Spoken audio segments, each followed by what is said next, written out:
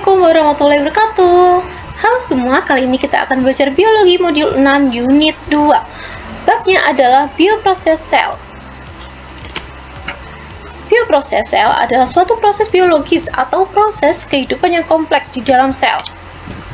Jenis bioproses sel ada transport membran, kemudian sintesis protein dan reproduksi sel.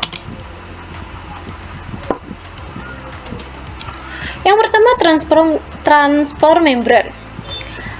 Ada dua, ada transport pasif dan transport aktif. Kemudian jenis transport pasif ada difusi. Difusi adalah perpindahan molekul zat terlarut dari konsentrasi tinggi ke konsentrasi rendah.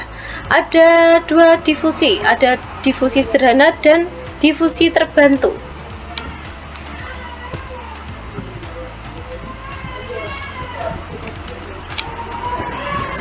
Faktor-faktor yang mempengaruhi proses difusi ada suhu, konsentrasi molekul, media, dan luas. Kemudian selanjutnya ada difusi terfalisitasi. Terjadi perpindahan molekul atau zat searah dengan gradien konsentrasi yang dibantu oleh protein membran. Berikut adalah gambaran transfernya.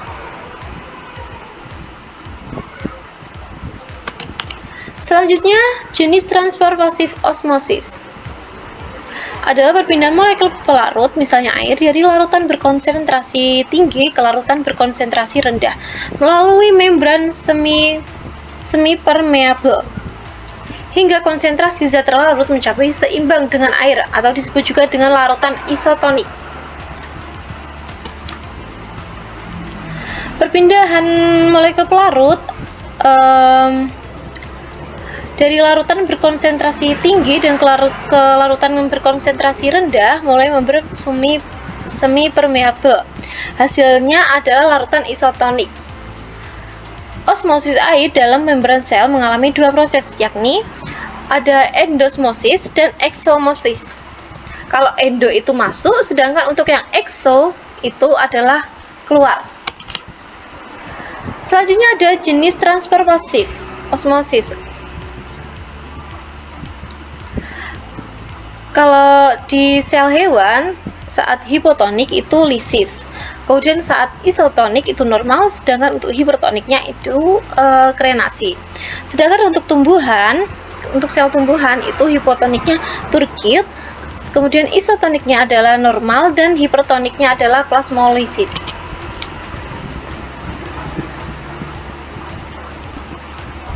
Berikut ada contoh mekanisme osmosis yang dapat kalian lihat di tabel ini. Ada perbedaan lingkungan tubuh, osmosis urin dan adaptasi dari ikan air tawar dan ikan air laut.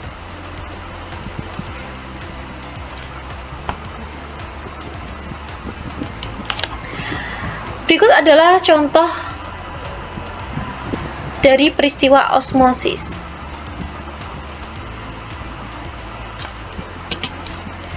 Jenis transport aktif seperti yang saya jelaskan di depan tadi ada eksositosis dan endositosis. Kalau ekso itu pengeluaran, sedangkan untuk endo itu proses masuknya.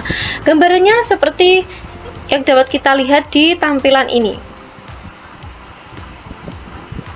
Berikut adalah prosesnya, proses dari transport aktif, yang ekso maupun yang endo. Vesikula merupakan struktur kantor yang berbentuk bola yang menyimpan cairan di dalamnya. Vesikula berkaitan erat dengan retikum, endoplasma, dan badan Golgi. Vesikula transport berfungsi untuk mengangkut protein yang dihasilkan di retikum, endoplasma kasar ke badan Golgi.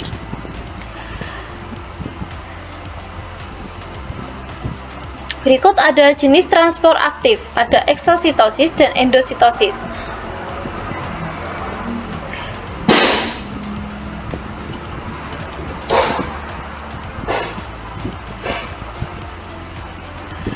Kemudian di sini jenis transport aktif endositosis.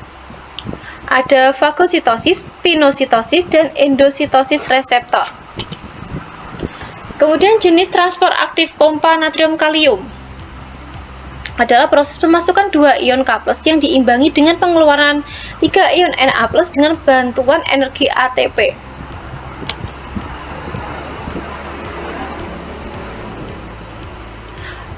Kalau yang transport aktif itu memerlukan energi atau ATP karena melawan gradien konsentrasi.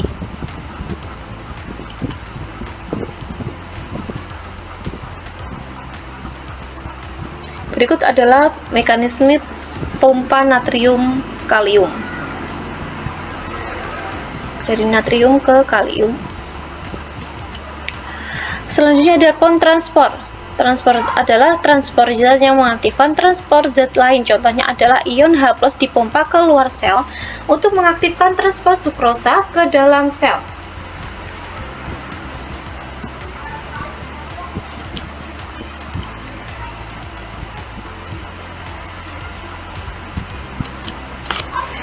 Baik, sekian dari saya. Semoga bermanfaat. Wassalamualaikum warahmatullahi wabarakatuh.